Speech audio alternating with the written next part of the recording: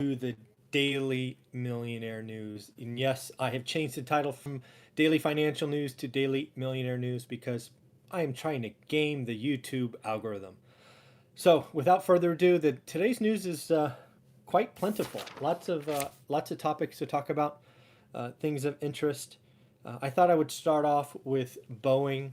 I think Boeing may become the WeWork of the next couple of months. If you've watched our daily show, WeWork got a bunch of attention probably for 45 or 60 days.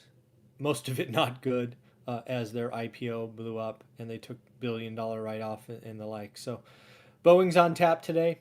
Their new CEO takes over. Right today is day one, and I can only imagine the turmoil, the strife, just the internal stuff that this man's going to have to deal with.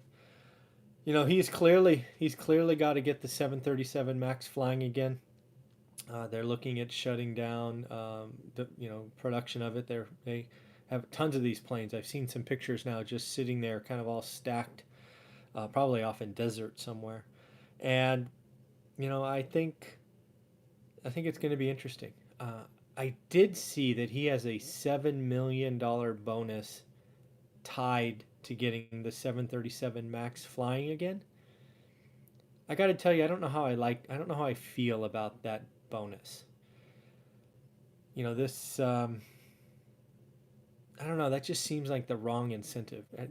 I don't know how else you measure it, fix the 737 Max, because I still think the right answer might be to ground the whole thing. But as I read more and more into this, it seems like people are recommending simulation training to avoid these software changes.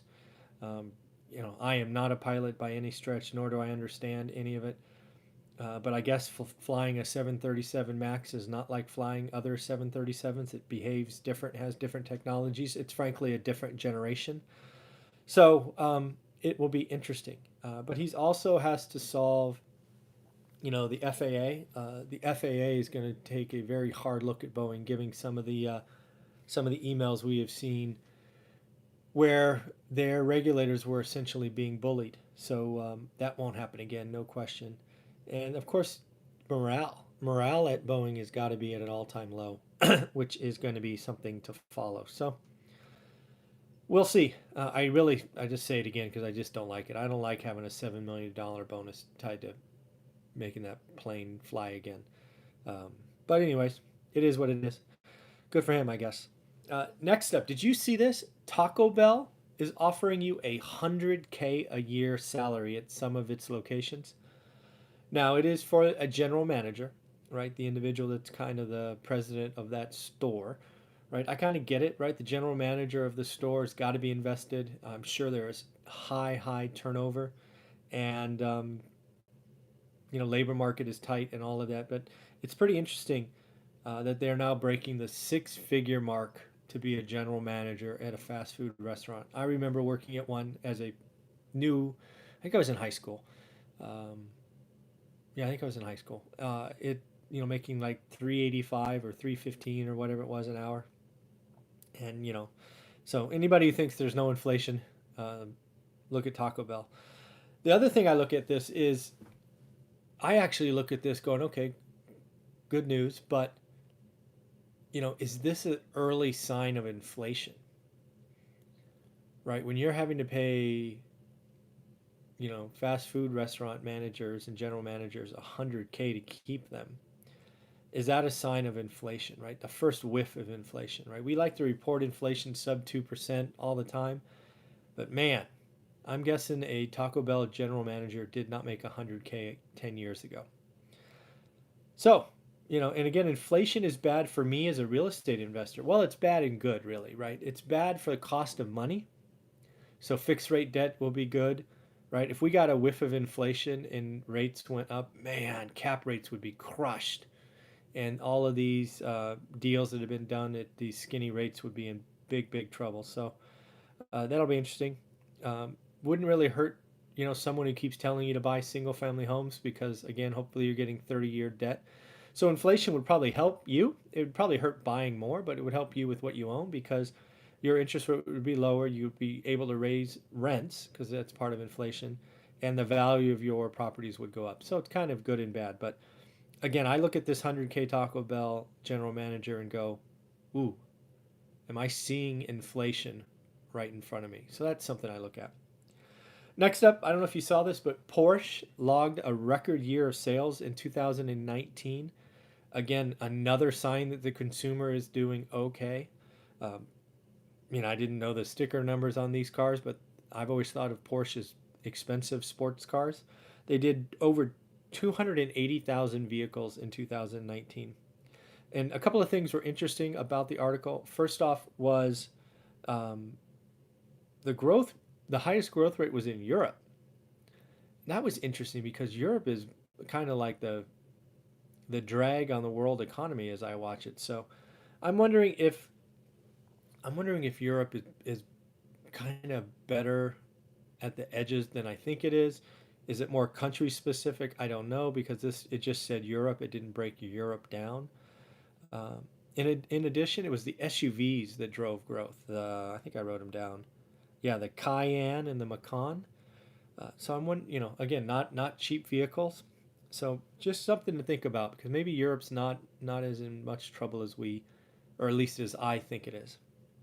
And then next up, did you see they're going to release an electric four door sedan? Porsche, all electric four-door sedan taking on Tesla clearly. Sticker price, get ready, 100K. Man, cars are getting expensive. And again, I look at that 100K number and go, wow, are we seeing inflation right in front of us and we're not paying attention? We have Taco Bell, um, managers earning 100K, and now we have more and more and more 100K cars. So, kind of feels like inflation. And if you're interested, I think it's pronounced Taycan. I don't know. Taycan, Taycan, and it's coming out this year in 2020. So that's just another one of those signs that wow, is inflation here. Electric vehicles are clearly taking off, so it is pretty interesting. Talking about electric vehicles, get this: the Hummer from General Motors is coming back as an all-electric pickup next year. Is what I read. Man, you remember when the Hummer came out? If you're old enough, if you're old like me, you remember it was that big military vehicle, got like 8 miles to the gallon. Those things were massive. Saw Arnold Schwarzenegger driving one once. It was crazy. So it's interesting to see it being brought back as an electric vehicle. It'll be. I haven't seen a picture yet. It will be interesting to see if it's just in name or they've kept the body style. It will be interesting. And then next up, there's a huge emergency family meeting going on in Europe today. I don't know if you've seen this. We talked a little bit about it on Saturday or whatnot. Uh, but I don't know. The Queen is called an emergency family meeting for all the royals, or at least the royals in line, about what's going on, and got me thinking. How many emergency family meetings did you have growing up? And the ones that I remember, they were never any fun. Right? They were never about good things, right? Which I guess makes sense. An emergency family meeting is probably not for good news. Uh, but boy, that would be one room I wouldn't mind being a fly on the wall. Can you imagine what's going on inside that room? I'm guessing it's a room. She is not going to be happy. But things got to happen. You got to make your decisions. I think it's Prince Harry is making a choice for his wife, his now son. Good for him. I applaud his choice.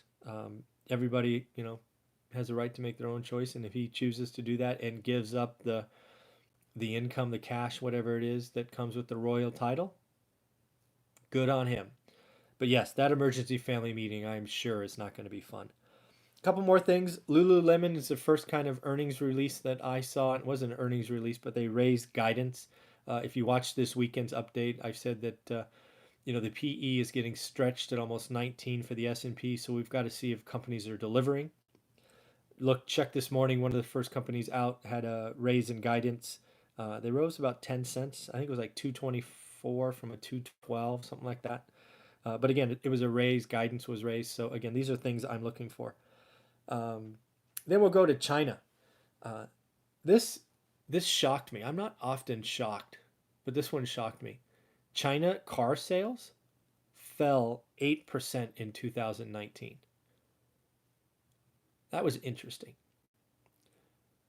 right? Because their economy is growing. If big if you believe the numbers at 6 or 7 or 8%, but yet one of those goods that is kind of that first sign of working your way up the economic ladder, the car, fell 8%. So I don't know all the reasons. Maybe they had a huge car spiff last year to get people in, and this is just the lag that they created by pulling demand forward. Or maybe there's a real structural problem going on in China with too much debt, rising costs. We know the trade war hurt the price of food. So maybe the consumer is in more trouble. I mean, 8%. I mean, that's a miss, right? So that is interesting. And we'll see what happens going forward. Yeah, it's just that one surprised me. China car sales down 8% year on year. So uh, I don't think their economy is strong as they want us to make it. Their economy is nearly as strong as people think it is. So that's going to be interesting to watch. And then last up, it looks like China leadership is very concerned about mass layoffs, falling domestic demand, see car sales falling 8%, and just their internal growth, right? They are in the last year of their 13-year plan. Their central government plans out 13 years, and their goal by the end of 2020 was to end quote unquote poverty. So, good morning. How are you? So, it will be interesting to see. It seems like the wheels, I don't want to say the wheels are falling off. That's probably an over exaggeration, but the wheels are wobbly. And again, car sales is one of those great things, right? Because when you think, at least maybe they buy cars differently, but in the US, right, when you think car sales, that's one of the things you get early, right? Your first job, right? You're still a renter. Maybe shoot, you still live with mom and dad, or mom or dad or whatever. But it's just that number really scared me. So in the end, uh, let's wish the new Boeing CEO much luck. It's going to be rough. I can only imagine how much work ahead of him, and it's just a slog. It's no fun. I'm really bothered by that $7 million bonus to get the plane flying again. I don't know, but that really bugs me. Inflation could be right in front of us with Taco Bell general managers getting 100K a year. 100K a year to be a Taco Bell general manager is pretty crazy. You're very welcome. Good morning, Stephanie. How are you? Porsche sets a record 280K with a surprise growth in Europe. Again, maybe they're not as weak as we think they are. Or maybe I should say I think they are.